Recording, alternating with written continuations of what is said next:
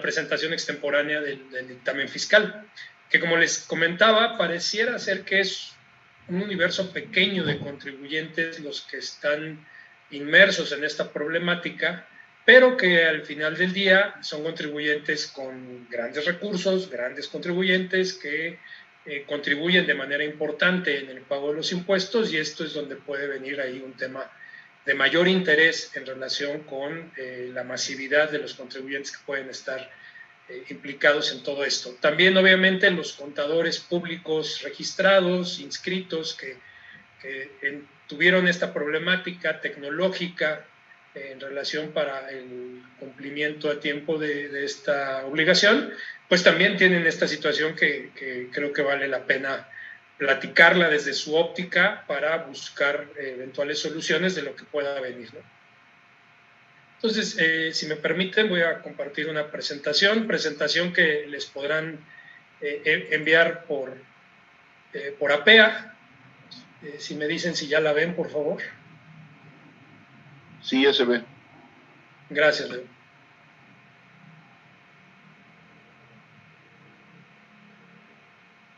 Pues bueno, hoy nuestro tema es platicar de las consecuencias, eventuales consecuencias de la presentación extemporánea del dictamen fiscal.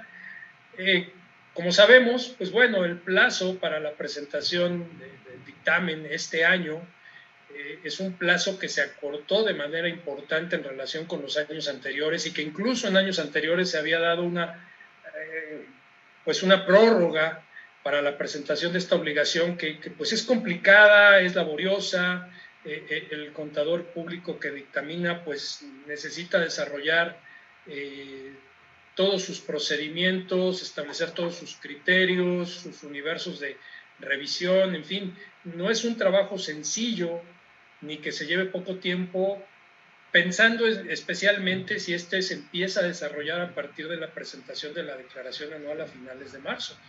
Entonces, cuando a nosotros nos dan a conocer que este año el plazo era el 15 de mayo, desde entonces las organizaciones profesionales y comerciales, como es el Instituto Mexicano de Contadores y Coparmex, principalmente a través de su comité fiscal, insistieron mucho en la necesidad de ampliar este plazo. Y pues bueno, como sabemos, no hubo una respuesta favorable de parte del Servicio de Administración Tributaria, por lo cual pues cada vez fue más claro que esta era la fecha fatal, la fecha límite para presentar este dictamen, ¿no? Se confirmó a través de una regla miscelánea que esta era la fecha. Y bueno, pues en los últimos días, si recordamos, el 15 de mayo fue un lunes, el fin de semana, incluso desde el viernes anterior, el aplicativo, el CIPRED, empezó a presentar problemas para su envío.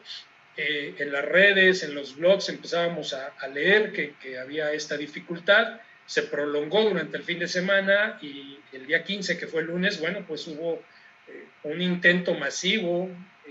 Incluso se hablaba de que se iba a saturar el sistema para tratar de cumplir con la obligación.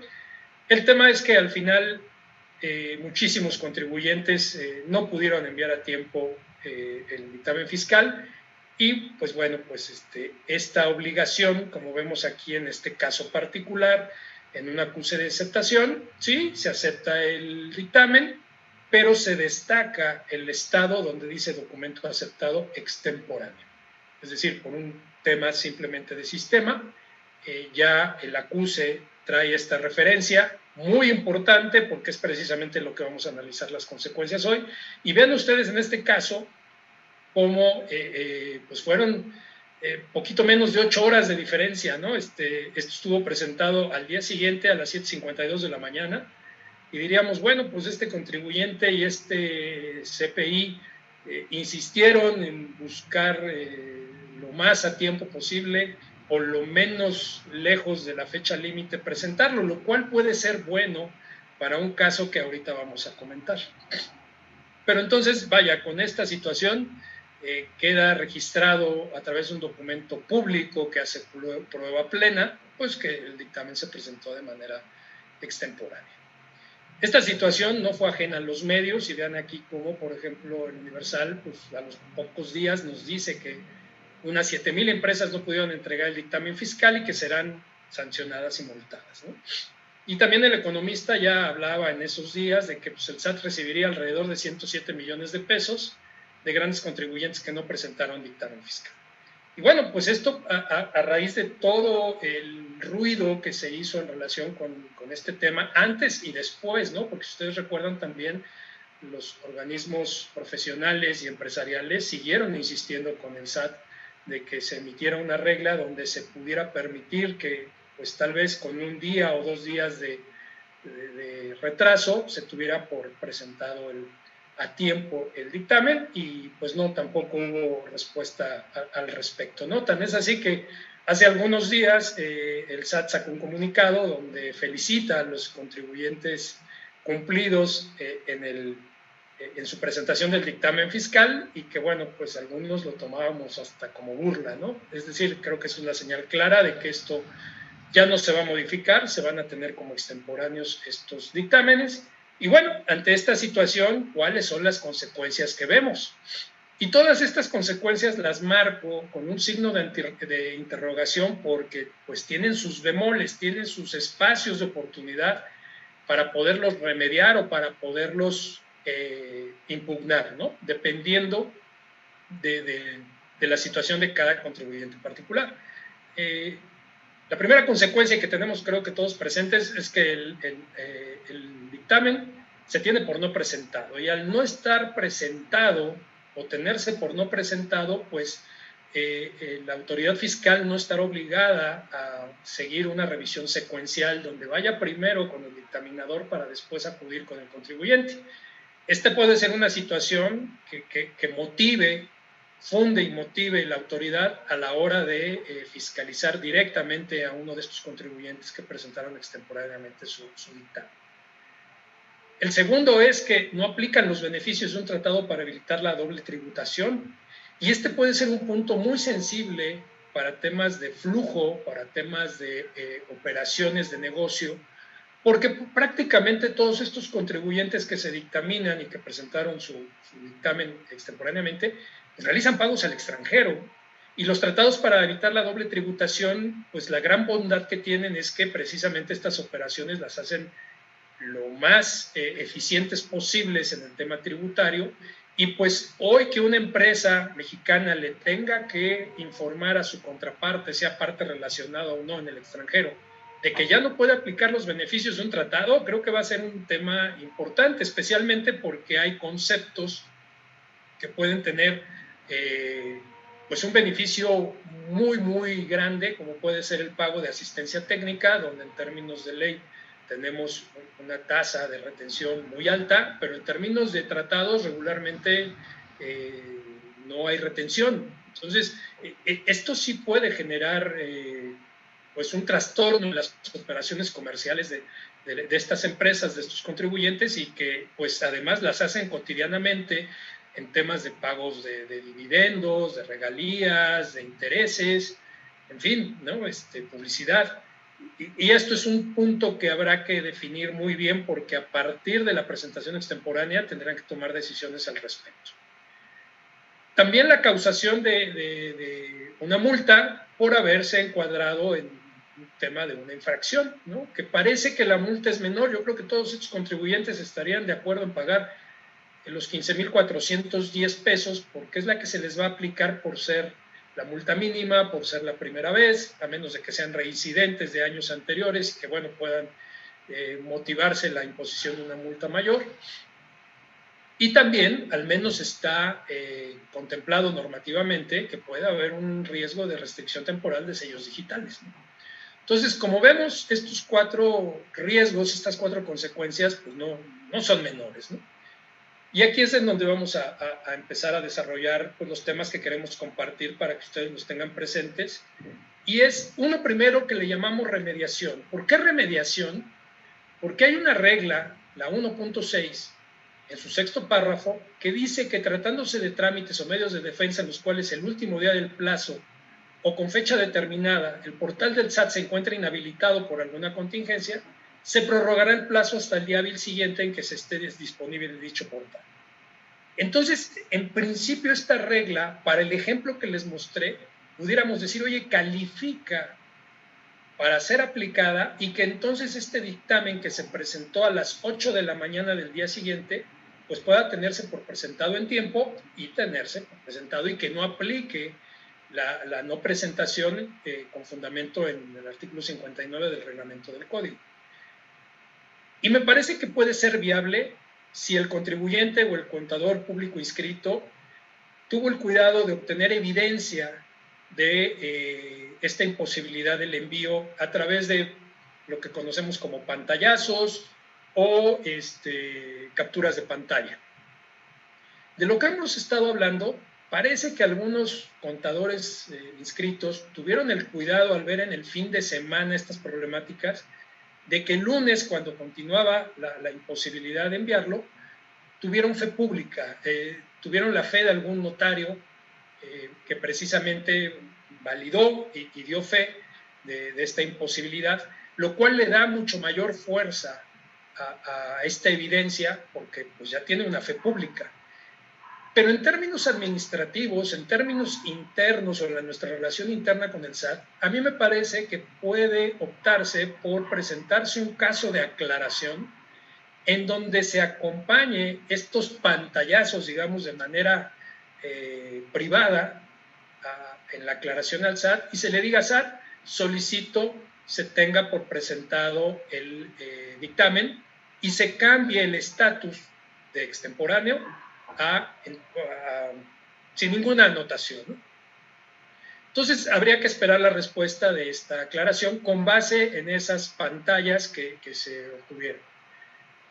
En un medio de defensa, la pantalla pues, va a ser una prueba privada que puede tener poco peso, poco valor para un juzgador, ¿no?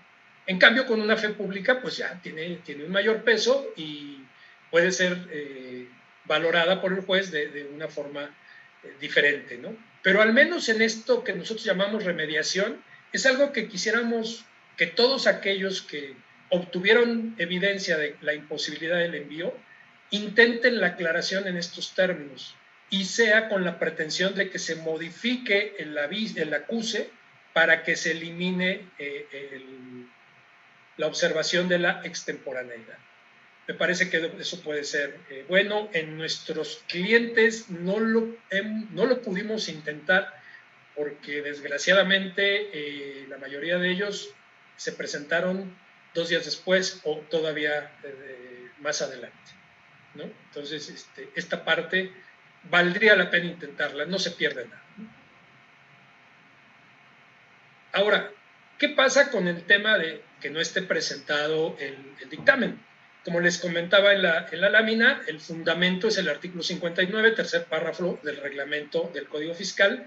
Y vean lo que dice, para efectos del artículo 32, tercer párrafo del Código, cuando el dictamen y la información y documentación relacionada con el mismo se presente fuera de los plazos, se tendrá por no presentar. ¡Ah, qué caray! Pero si hacemos una relación normativa y nos vamos al tercer párrafo del artículo 32A, ese párrafo se refiere al monto de las cantidades establecidas para la obligación de dictaminarse. Y entonces identificamos que ahí hay una incongruencia normativa entre lo que regula este artículo y este párrafo del reglamento del código con el código propio, ¿no? Y entonces, en un momento dado, si tuviéramos un acto de autoridad, como puede ser el inicio de facultades de comprobación directa, pudiéramos impugnar, ya sea en vía de amparo al inicio de la revisión o en vía de una eventual determinación de crédito fiscal que se tenga que atacar, esta indebida fundamentación y motivación. ¿Por qué? Porque hay una incongruencia normativa entre el artículo 59 del reglamento del código con el artículo 32A, tercer párrafo del Código Fiscal, ¿verdad? ¿Y esto qué es lo que haría? Pues haría prácticamente nugatorios los efectos del artículo 59 del reglamento, por lo cual se desincorporaría de la esfera jurídica del contribuyente y no le sería aplicable y por lo tanto, pues entonces la presentación extemporánea no se tendría que tener como extemporánea o al menos no con esta consecuencia de no tenerlo por presentado, ¿verdad? Entonces, ahí hay un elemento de defensa, como insisto, pensando en que pudiera llegar a una revisión directa. En el tema de los beneficios del tratado, aquí es muy interesante el punto y técnicamente relevante, por lo que le señalaba, muchas de estas empresas, prácticamente todas estas empresas obligadas a dictaminar, que no presentaron a tiempo sus dictámenes, realizan pagos al extranjero. Y el artículo 4 de la Ley de Renta señala que los beneficios de los tratados solo serán aplicables a los contribuyentes que acrediten ser residentes en el país de que se trate y cumplan con las disposiciones del propio tratado y las disposiciones de procedimiento contenidas en la ley, incluyendo presentar la información de la situación fiscal o el dictamen. Sin embargo, si vemos bien, aparentemente este artículo va dirigido pues a los contribuyentes nacionales, ¿no? Y fíjense que aquí en una plática muy interesante con mi amigo José Antonio González, que está presente, él ha analizado mucho este artículo y me hace ver que la redacción no se refiere a los contribuyentes nacionales, se refiere a los extranjeros, porque son los que pueden gozar de los beneficios de una tasa de retención menor al momento que un nacional les hace el pago. Pero entonces parecería ser, bajo esa óptica, que entonces el artículo a lo que está obligando es que al extranjero tiene que cumplir con disposiciones de procedimiento de ley y presentar dictamen. Pues esto sería totalmente incongruente. Pero vean la última frase, ¿no? Y de designar representante legal. Pues ¿quién designa un representante legal? Pues precisamente un extranjero que realiza actividades en México, ¿no? Entonces, esto hace que cobre más fuerza este argumento de José Antonio en relación con este punto. Entonces, si en un momento dado una empresa que envió extemporáneamente su dictamen decide realizar las retenciones como siempre las ha hecho, aplicando tratado, y eventualmente viene la autoridad y le quiere fincar un crédito por las diferencias, fundamentándose en que no tiene derecho a los beneficios, tenemos este gran argumento para rebatirlo. Además, hay otra situación. Aquí se habla que los beneficios del tratado solo serán aplicables si se siguen las disposiciones de procedimiento contenidas en ley, como el dictamen, cosa que no lo mencionan los tratados. Y cuando hablamos de un tema de jerarquía, pues los tratados, todos sabemos, están por encima de las leyes locales. Entonces, este requisito estaría más allá de lo que establece el tratado, y por lo cual la obligación de que tuviera que dictaminarse, ya sea por nacional o por extranjero, dependiendo la interpretación que le demos al artículo, tendría que declararse ilegal, precisamente porque va más allá de lo que establece el propio tratado, ¿verdad? En el tema de las multas, como veíamos, ya a nivel de medios de comunicación, incluso se puso un número, ¿no? El SAT espera recibir más de 107 millones de pesos en multas. Ah, caray, pero entonces vamos a analizar, ¿no? ¿Qué infracción es la que cometió el contribuyente? Pues es la contenida en el artículo 83, fracción 10 del Código, y dice, y aquí muy importante, dice, son infracciones relacionadas con la obligación de llevar contabilidad siempre que sean descubiertas en el ejercicio de facultades de comprobación o de las facultades aplicadas en devoluciones, el no dictaminar los estados financieros o no presentar dicho dictamen dentro del término previsto en las leyes. Entonces, lo primero que hay que resaltar es de que se estará cometiendo la infracción, sí y solo sí, esta es descubierta en el ejercicio de facultades de comprobación. ¿Sí? Hay un debate ahorita precisamente porque hay personas que señalan, que dicen que eso no lo señala la norma que establece la infracción. La norma dice, sin ningún punto de condicionamiento, el no presentar el dictamen dentro de los términos previstos por la ley.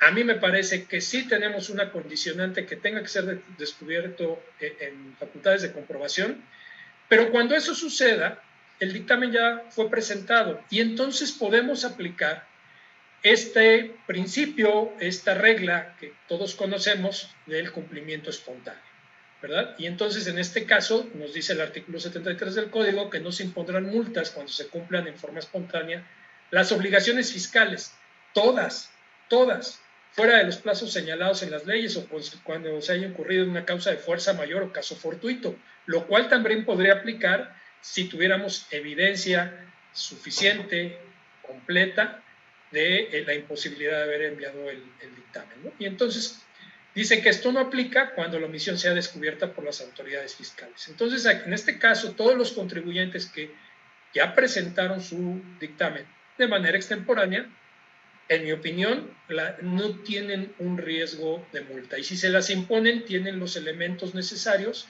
para poder inconformarse contra la multa y lograr su anulación. Y finalmente, en el tema de los certificados de sellos digitales, este riesgo también nos señala que se podrán restringir temporalmente cuando se detecte la comisión de una o más conductas infractoras previstas en los artículos 79, 81 y 83. Entonces, claro que caemos en una infracción de las contempladas por el artículo 83, ya lo vimos en la lámina anterior, es el 83 fracción 10. Sin embargo, el procedimiento para la restricción temporal nos habla que los contribuyentes a quienes se les hayan restringido temporalmente el uso de los sellos digitales podrán presentar las pruebas suficientes a través de un procedimiento que está en miscelánea para subsanar la irregularidad detectada o bien para desvirtuar la causa que la motivó, ¿sí? Aportando las pruebas. Y en este caso también sucedería lo mismo igual que la multa. En el momento, si es que eventualmente se restringen los sellos, podríamos demostrar que se cumplió ya con la obligación, se subsanó la infracción de manera espontánea y por lo cual tendría que ser procedente la liberación de los certificados de sellos digitales, ¿verdad? Entonces, a grandes rasgos y en este formato que creo que nos ha gustado mucho de información nueva, importante, vigente, pues son los 4 aspectos que considero puede tener relevancia el tema de la extemporaneidad de la presentación del dictamen fiscal, ¿verdad? En la última lámina de la presentación, como siempre, les dejamos nuestros datos de contacto, correo electrónico, nuestra página de internet, nuestras redes sociales, tanto de su servidor como de nuestra firma profesional. Y bueno, pues todo esto lo van a tener en la presentación que les envía PEA. Y ahora sí.